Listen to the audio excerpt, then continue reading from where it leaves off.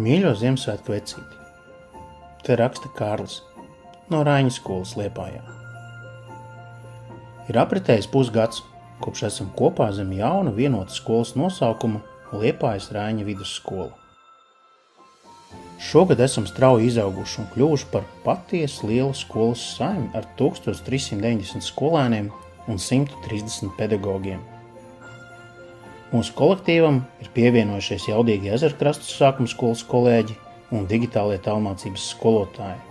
Esam kļuvuši lieli. Un tas uzliek jaunu atbildību – dzīvot saskanīgi, draudzīgi, ar vienotu mērķi, zem viena jumta.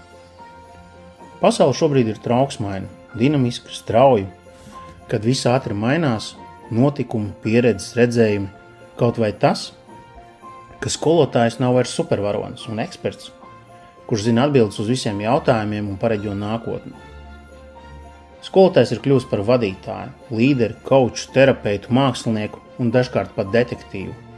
Visu, kas nepieciešams, lai palīdzētu jauniešiem rast motivāciju, deksmi, atrisināt viņa radošumu un vēlmu uzņemties atbildību. Mīļo vecīti, dod mums turbo bateriju un spēku pielāgoties, kur nepieciešams, un noturēt vērtības, kas svarīgas. Gada laikā esam izvirzījuši kopīgus mērķus un ir sajūta, ka mūsu kopīgais ceļš mums izdodas.